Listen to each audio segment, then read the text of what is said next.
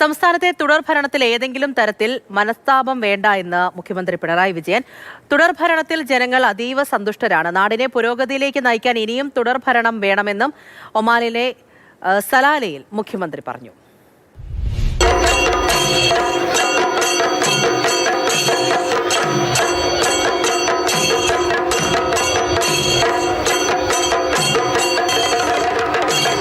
പുതിയ കേരളം, അതാണ് നാം ലക്ഷ്യമിടുന്നത്. നവകേരളം ഇത് കേവലമായ ഒരു സങ്കല്പമല്ല, യാഥാർത്ഥ്യമാക്കാനുള്ള ശ്രമങ്ങളാണ് നടക്കുന്നത്.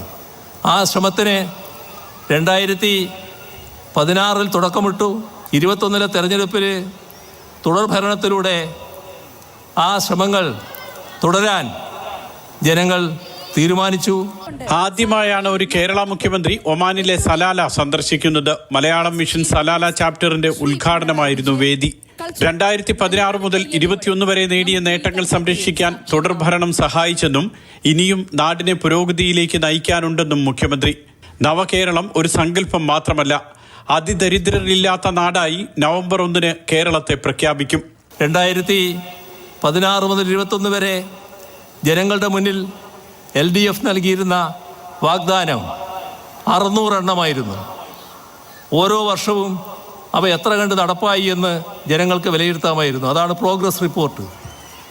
അതിൻ്റെ ഭാഗമായി 2021 ആയപ്പോൾ കണ്ടത് 600-ൽ 580 വാഗ്ദാനങ്ങൾ നിറവേറ്റിയ ഒരു സർക്കാരിനെയാണ്.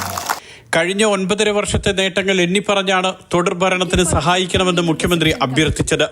സാംസ്കാരിക മന്ത്രി Saji Cheriyan, chief secretary A. Jayathilak, വ്യവസായി MA യൂസഫലി, അംബുജാക്ഷൻ മയിൽ, AK പവിത്രൻ, രാകേഷ് കുമാർ ജ, ഡോക്ടർ K. സനാതനൻ തുടങ്ങിയവർ സംസാരിച്ചു.